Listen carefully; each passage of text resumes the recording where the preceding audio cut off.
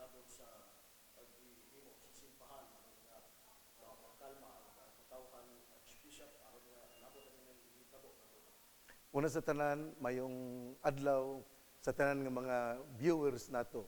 Ang simbahan, dako kaayo o kahingawa tungod sa panghitabo nga nahitabo dito sa Tangub City niadtong Disyembre 22 samtang gahimo ang Team Asenso sa ilang fellowship dinner sa mao nga lugar diin mikalas og kinabuhi tungod sa pagtaliwan ni Mayor Michael Gutierrez sa Lupisaina ing manusab sa nasamdan usab nga si kanhi mayor sa Orquita City si Jason Almonte. Ang simbahan sa kanunay ga pahimangno nga dili nato gamiton ang atong masuk-anon nga pangunahuna o kinahanglan gyud nga kita magpabilin nga anaa kalmado tungod kay ang maong panghitabo ato mang itugyan ngadto sa kapulisan aron sila ang mohimo aron makaplagan kung kinsa ang gahimo sa maong salaod. Busa akong hangyoon ang atong katawhan, ang mga dumadapig administrasyon o kaatbang nga dili mo himo og magpabilin nga kalmado aron walay dugo nga mausik pa. Nahitabo na ang nahitabo, ang importante mao nga kita magpabilin nga anaa gyud sa kalma nga sitwasyon o dili kita magpadala sa atong emosyon. Archbishop, wa pa'y nito dito sa duha ka kampo Wala may sa pagkatinud ako mahimo sa misa og maura kadto ang akong gihimo dito sa Oroquita, Kapitolyo sa Oroquita niadtong Disyembre 27 o dito akong gipahimangnuan nga kinahanglan yun dili kita mo sabwag o mga istorya nga dautan nga makapainit sa lain-lain nga kampo. Kita kinahanglan nga magpabilin nga kalmado o dili kita mo resort niya nang gitawag og kining magamit og mga kusog tungod kay kini mo dalaman sa pagkabahin-bahin ug ang katawhan mauman ang madaot niini.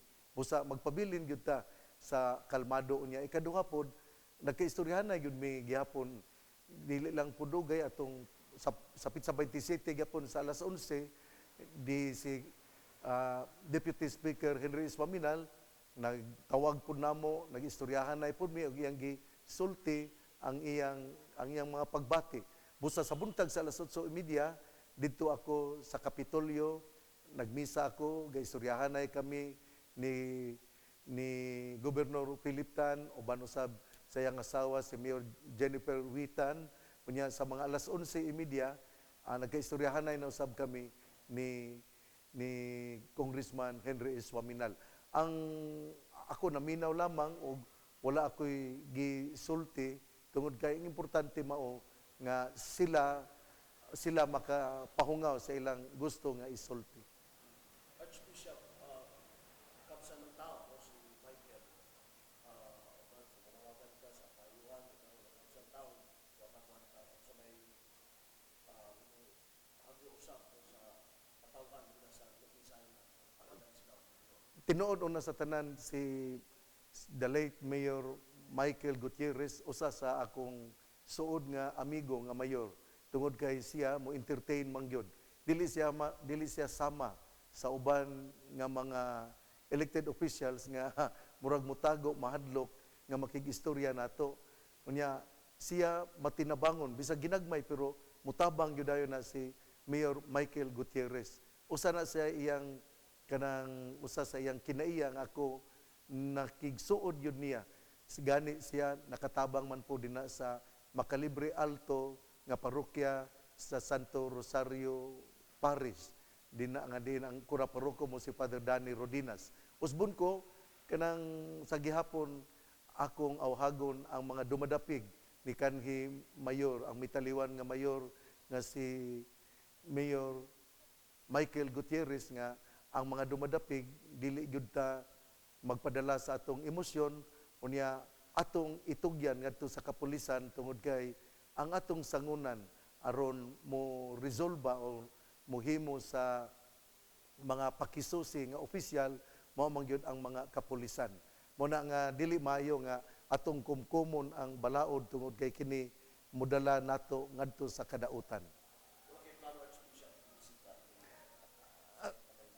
Actually ang mga pari nag-istoryahanay na daghan ang mga pari nga nagpakita sa ilang intensyon nga muadto muna nga kami nagpaabot ra pud mi kon nga moabot siya tingali ugma tingali moadto tingali mi kay nagistoryahanay mi daghang mga pari nga moadto lagi tungod kay si Mayor the late Mayor Michael Gutierrez usa ka tawo nga maabi-abihon unya kanang at home gyud kakayo niya unya dili siya plastikan unya kanang mo reach out gyud siya sa tao og dili sama sa uban nga mga politicians nga mahadlok tingali nga kada duol na to kining mo solicit pero si Mayor Michael Gutierrez kanang all out gyud na siya nga mo makig-istoryahanay unya dili gyud siya plastikan ang iyang pagpakig lambigitay nato.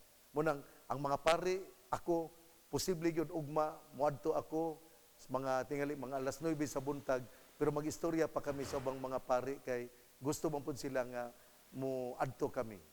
Sa pamilya Archbishop.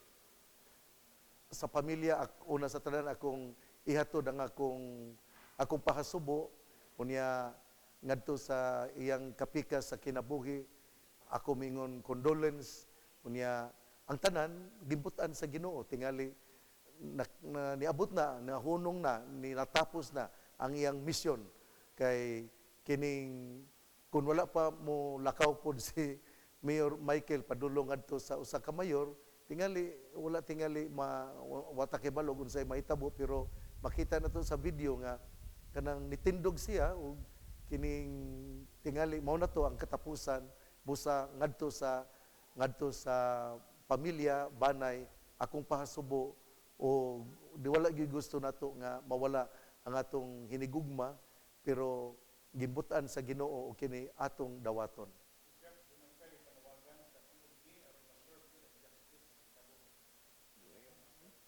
Una sa tanan nindot gyud kay na nga ato gyud nga hangyoon ang Philippine National Police nga mohimo gyud unya dili magluya-luya nga mo trabaho ani tungod kay justice delayed is justice denied nya kinahanglan gyud ni nga ilang ikapakita nga doon na sila ika-report sa katawhan tungod kay pinaagi niini matibhangan pod ang kakulba sa mga tao o kining mapaubos usab ang risgo sa biolensya kung sila mohimo og mga report para sa probinsya sa Misamis Occidental nga may labot sa kamatayon ni kanhi mayor sa Lopisaina si Mayor Michael Gutierrez.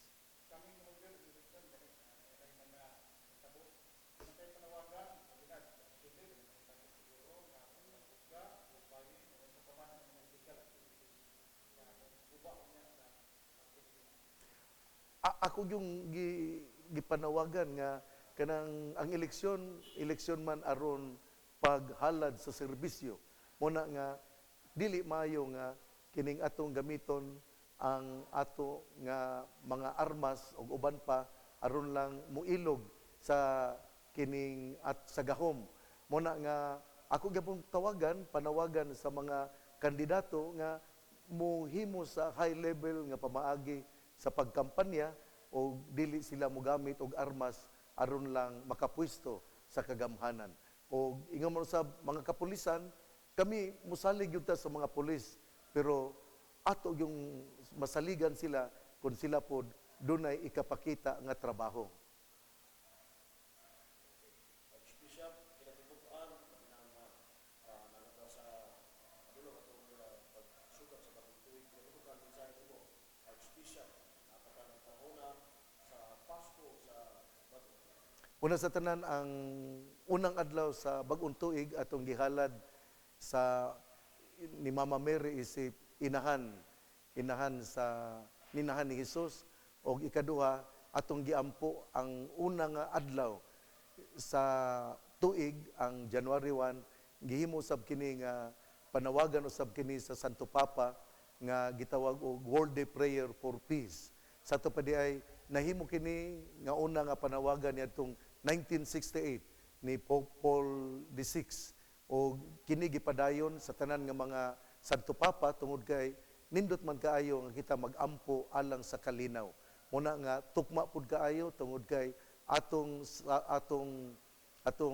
sa ulogon ang atong buhaton, atong aduna kitay gitawag og coming election, hinaut-unta nga ang advice, ang giya sa Santo Papa nga ato yung puy-an ang kalinaw mo'y muhari sa ato nga mga kandidato, o dili nato sakmiton ang poder, ang power pinaagi sa mangilad nga pamaagi, pinaagi sa armas ug uban pa, kay wala gyud kay moral ascendancy kung imo kanang buhaton. Muna nga sa kinatibuk-an atong ipadayon ang atong pag-ampo alang sa kalinaw, atong ipadayon ang atong panawagan sa mga kandidato nga sila dili mohimo nilang gitawag og kining massive cheating, massive vote buying, unya gamiton usab ang mga kining mga armas ano lang pagpanghulga sa mga botante, o labi na gayud nga atong panawagan nga ang mga kapulisan maghimo gayud silang trabaho aron ato yung masinati ang honest, orderly, peaceful election nining umaabot nga May 2022.